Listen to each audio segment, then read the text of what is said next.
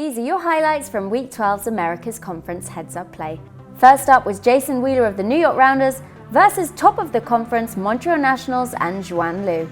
Into Game 1 and Hand 5 saw Jason with Queen 2, Xuan with 8-7 on a flop of 8-6-2. It meant Jason was in trouble, then a 3 on the turn and the river was a 2. Jason hit trips. Xuan bet the river, a raise from Jason and a good fold from Xuan.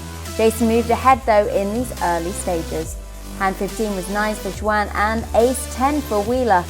A 3 bet from Xuan and a flop of 8-2-2 meant it was a good one for the Montreal National. Xuan was all in on the river. Jason admitted he didn't like the speed of the jam and so he folded. A good fold and Xuan moved ahead.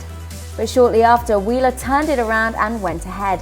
Hand 31 saw Jack 10 suited for Xuan and 6-10 of spades for Wheeler, meaning another double up for Liu and she was back in the game. But it wasn't long before Wheeler was able to bring it home for the New York Rounders, 3 points going to them. On to Game 2 and Hand 20 saw a really nice bluff with just 6 high from Xuan Liu. She had some work to do in this game and she was managing to build her stack back up again. Hand 22 saw Xuan in a really tough spot as Wheeler was all in on the river with his 2 pair, which was actually the worst hand. She admitted it felt really gross and we saw the look of pain on her face as she folded and Jason scooped the pot. But soon Xuan got some back, then Wheeler went ahead. Then Xuan.